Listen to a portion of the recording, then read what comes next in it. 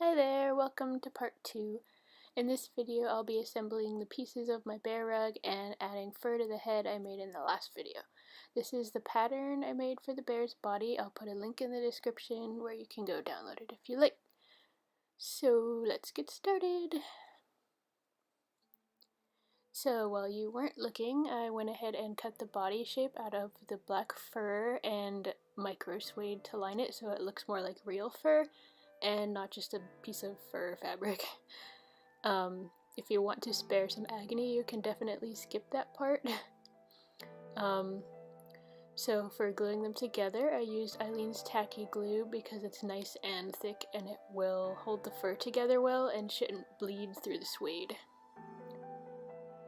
You want to treat this like icing a cake because no matter how hard you try, there will be little fur bits everywhere and you don't want to put that back into your glue pot. So get a couple nice big globs of glue in the center and spread it out. If there's too much, you can always scrape it off at the end before you put the suede on.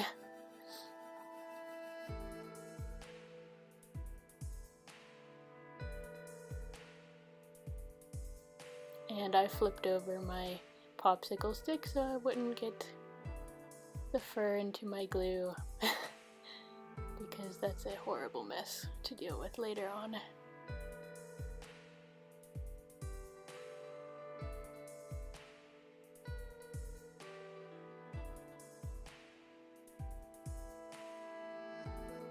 Make sure you get the edges pretty good. If there's not enough though, you can always use a toothpick and sneak it up under the suede to stick a bit more glue onto it. And try to line them up before you completely stick it down. If it's not perfect, you can trim the edges, which is what I'll do later on.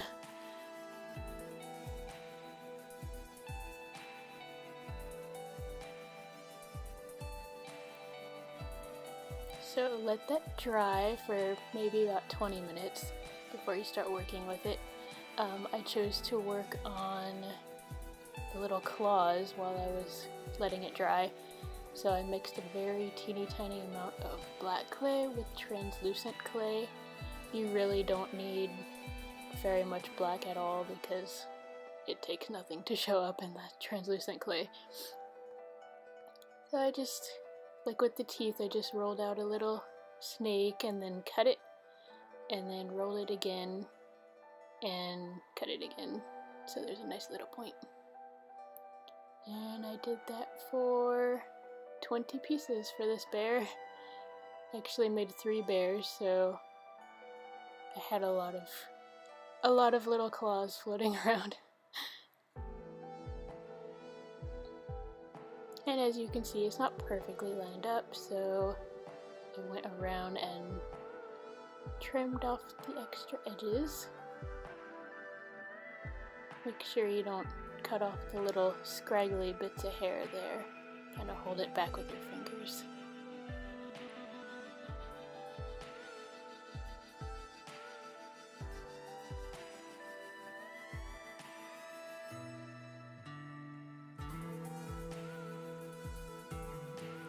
And once you've finished being a perfectionist with that, then we'll move on to trimming the fur around the hands and the feet so that we can put in the claws there, because if it's too long then it'll just be kind of floating around in the fur. So just trimmed up the ends so I can slip the claws in there. Try to transition it between the short and the long fur so it's not just a big clump missing at the end of the hand.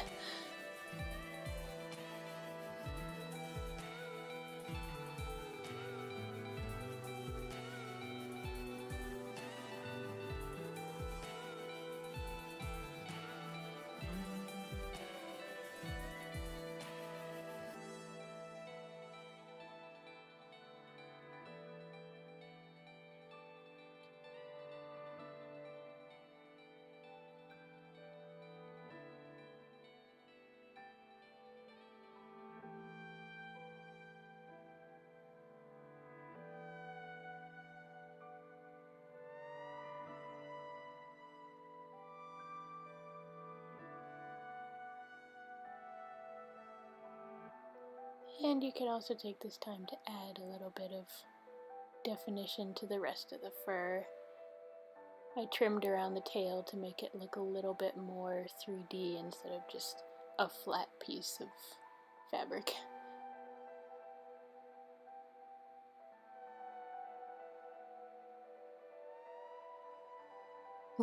And you will get fur everywhere, of course. So next, I have to cut out the area to glue the head to. I used some chalk to try to trace it, but it doesn't really show up that well on the fur. So it kind of just works out better to just shimmy the head into the fur and make a little indent and cut from there. If you want to conserve some fur, you can use this fur from the head part to glue back onto the head. I didn't do that for the first one I made, but I did that for one of the other ones that I did, just to save some materials and not waste. And you'll want to cut the fur nice and short to glue it down, like as short as you can. It won't stick that well to just loose fur.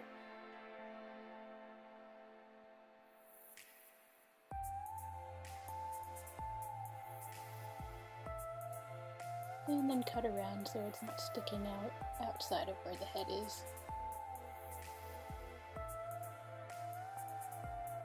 You can cut it nice and small if you want.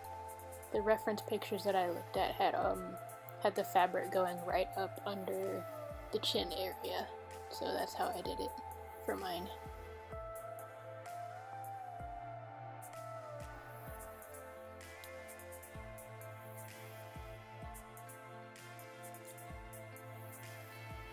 And for this and for trimming the fur, I used actual hair scissors because, well, they're good for hair. They're nice and thin and they cut really close.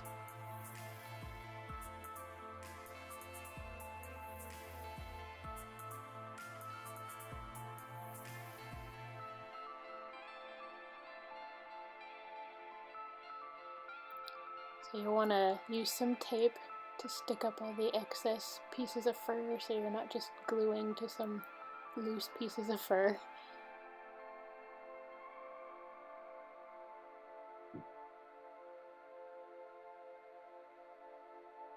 And apply generously.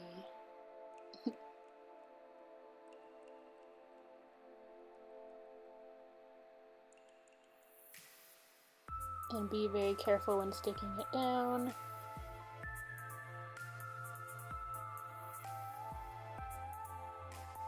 Don't press too hard on the mouth or you'll snap the jaw. That would not be good. And I believe I broke off an ear doing this, so... But that's okay. It was a pretty clean break, and it's gonna get covered with fur anyway, so... Just glue that guy back on.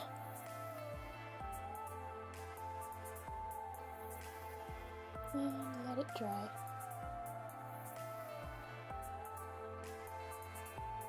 Propped it up on the scissors so that it would stick better to the jaw.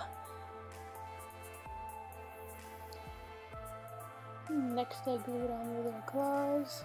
Don't be afraid to add a nice little glob of glue to that because you gotta shimmy it in between the fur there.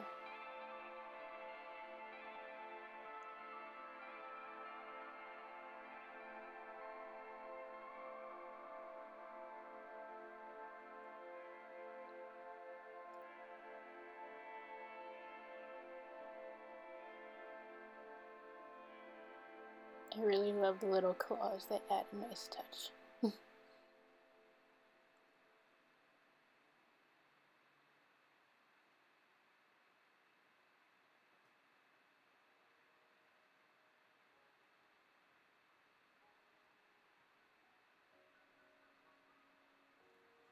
So just continue wiggling them in. And as always, it helps to try to stick up the little excess pieces of fur before gluing something down.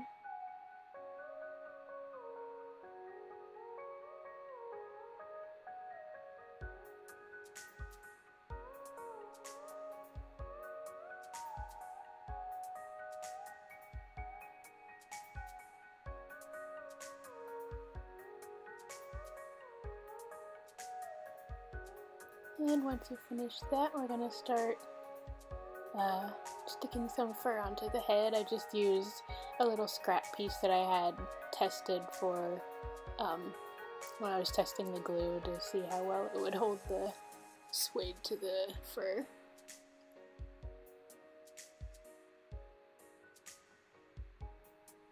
And don't worry about your glue showing. This glue in particular dries nice and clear, so it's thick and it dries clear, so it's perfect. I used a hemostat to remove the fur because it grips it really nicely and it holds it, so I want to keep it in the straight line for applying lines of fur. Most people use loose fibers like wool roving or something for adding fur to things, but part of my goal with this project was using things that I had already, and I had this, so I went with this. I made it work. It wasn't too much of a pain in the butt, and I like to think that I wasted less by doing this, so win-win.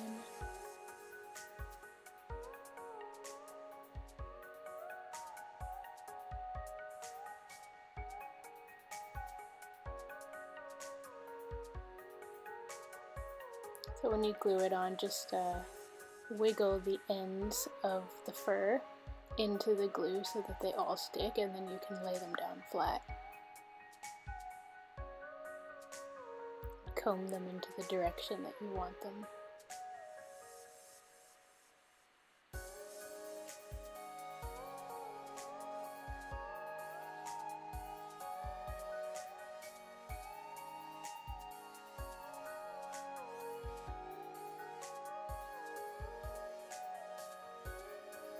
Oh, you'll also want to put your glue in a little separate thing. I just used the cap from the glue pot,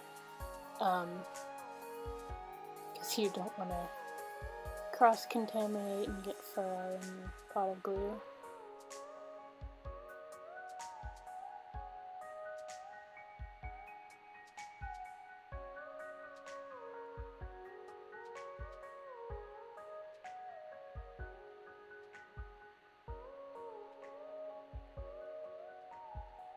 And just keep going like that until you get all the way up to the ears.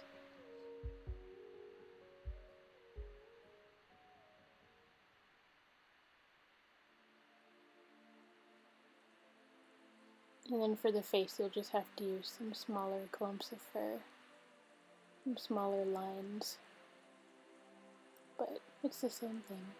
And then use a little toothpick to help spread them out and cover all of the black part, the black painted part.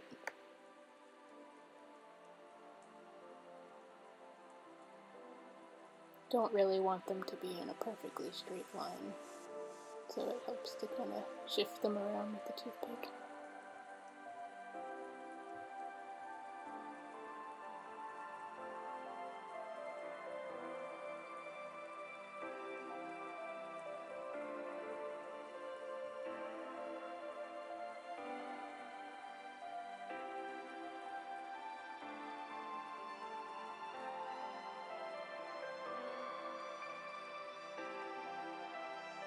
For some spots, for the smaller spots and on the ears, I just used some little extra clumps of fur that I had hanging around on my workspace.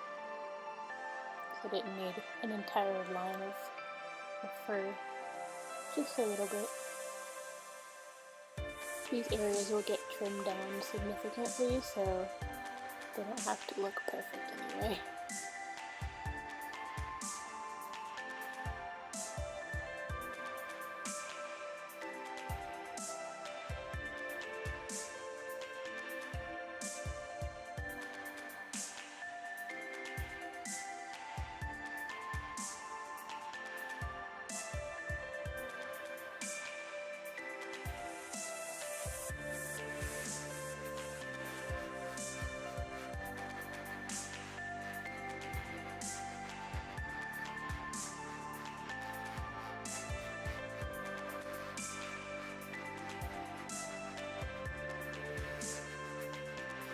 And now that he looks like Wolverine, it's time for a haircut.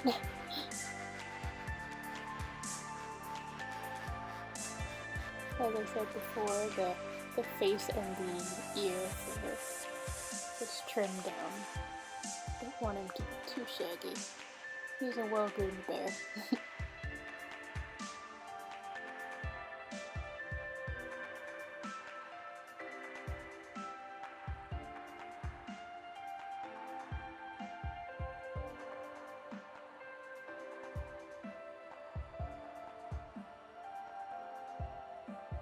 And as I said earlier, the scissors that are actually meant for hair do a really good job at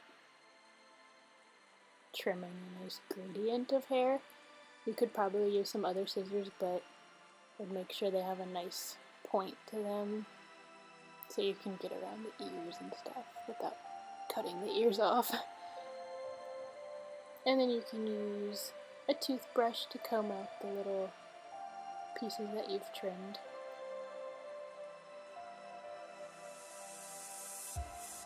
Probably don't want to brush your teeth with that one after you do that.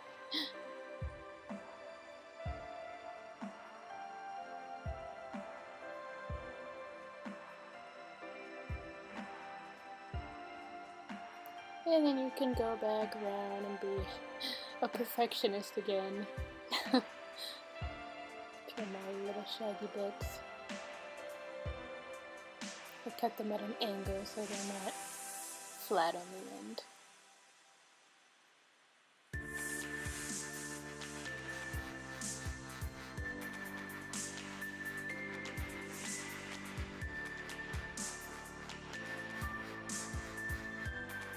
And I always use tape to get all, or not all, but as many of the extra little pieces of fur as you can.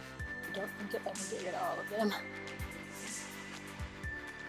I think I went through like 10 pieces of tape here. And of course get it off the back.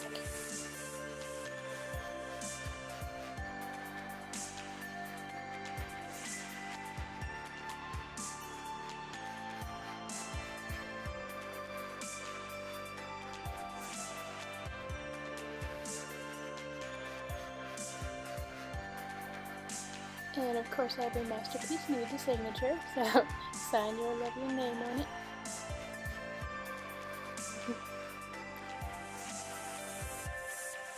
And voila! One scary, creepy bear rug, ready for your miniature log cabin. Thank you so much for watching, I hope you enjoyed. Feel free to ask any questions or leave a comment below.